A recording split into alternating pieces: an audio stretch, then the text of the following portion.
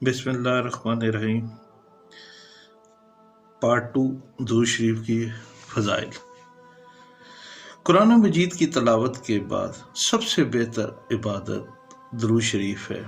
اللہ تعالیٰ فرماتے ہیں ان اللہ و ملائکتہ یصلون علی النبی یا ایھا الذین آمنوا صلوا علیہ وسلموا تسلیما۔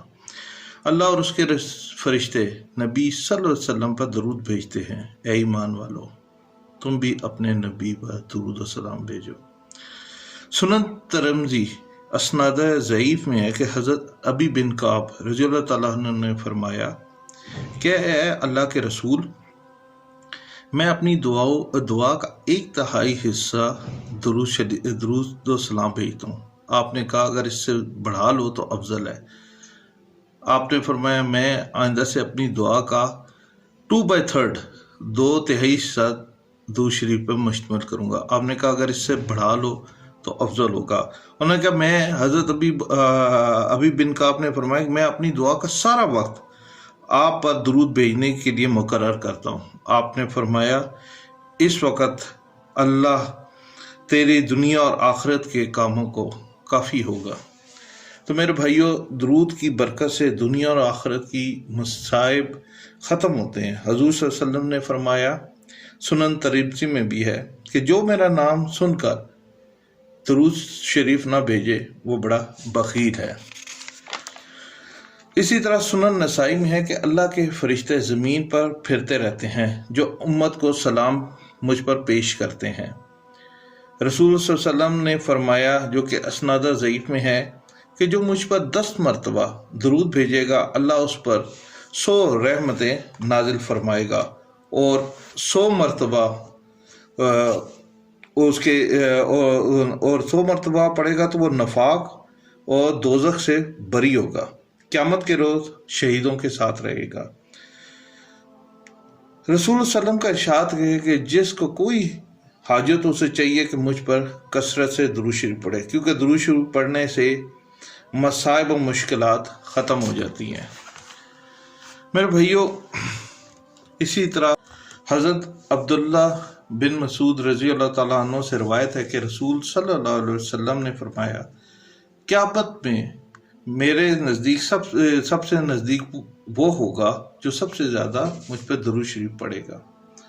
حضرت فضالہ بن عبید رضی اللہ تعالیٰ عنہ بیان کرتے ہیں کہ حضور صلی اللہ علیہ وسلم نے ایک شخص کو نماز میں دعا کرتے ہوئے سنا، اس نے آپ پر درود نہ بھیجا، چنانچہ آپ نے فرمایا اس نے دعا میں جلد بازی کی ہے۔ پھر آپ صلی اللہ علیہ وسلم نے اسے بلایا اور فرمایا، تم میں سے کوئی شخص جب نماز پڑھ لے تو پہلے اللہ تعالیٰ کی حمد و ثنا بیان کرے، اس کے بعد مجھ پر درود بھیجے، اور اس کے بعد جو چاہے اللہ سے مانگے۔ میرے بھائیوں، جب بھی حضور صلی اللہ علیہ وسلم کا نام آئے تو ہمیں چاہیے پڑھنے والا اور سننے والا دونوں درود بھیجیں، کیونکہ حضور صلی اللہ علیہ وسلم نے فرمایا اس شخص کی ناک خاک میں ملے جس کے سامنے میرا ذکر ہو اور وہ مجھ پر درود نہ پڑے۔ اسی طرح میرے بھائیوں، جو نبی کریم پر درود نہیں بھیجتا وہ یقیناً بد نصیب اور بہت سی برکات سے محروم ہے۔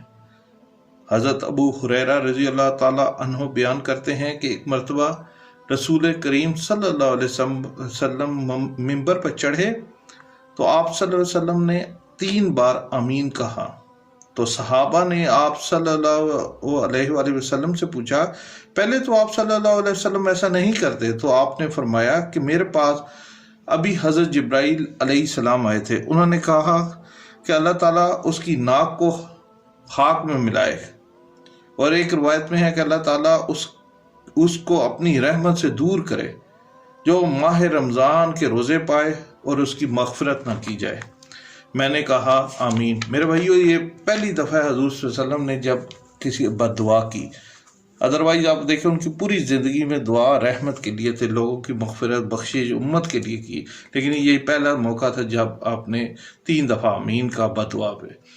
اسی طرح دوسرا موقع تھا کہ حضرت جبرائیل نے دوسری دفعہ جب آمین کہا تو آپ نے کہا کہ جبرائیل نے فرمایا جو شخص اپنے بوڑھے والدین جب کہ وہ عمر کے اس حصے میں پہنچ جائے یا کوئی ایک پہنچ جائے ان کو اس عمر میں پائے اور جنت نہ حاصل کر سکے، اس پر بھی آپ نے آمین کہا۔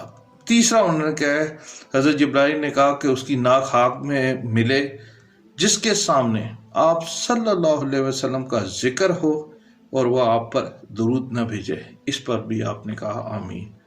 حضرت ابن عباس رضی اللہ تعالیٰ عنہ سے روایت ہے کہ رسول صلی اللہ علیہ وسلم نے ارشاد فرمایا، جو شخص مجھ پر درود بھیجنا بھول جائے وہ جنت کے راستے سے ہٹ گیا۔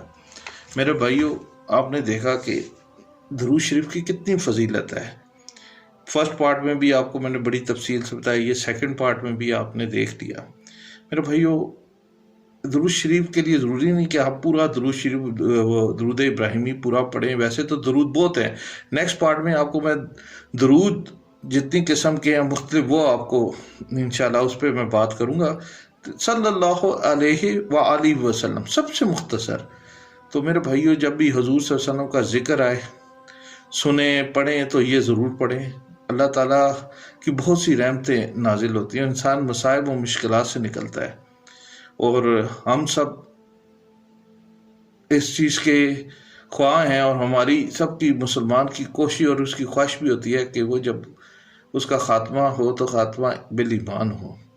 تو میرے بھائیو، سب سے آسان رستہ مغفرت کا استغفار اور درود شریف ہے۔ یہ بہت بڑے انعام ہیں۔ اللہ تعالیٰ آپ کو اور مجھے کثرت سے استغفار اور درود شریف پڑھنے کی توفیق عطا فرمائے۔ صدق اللہ العظیم۔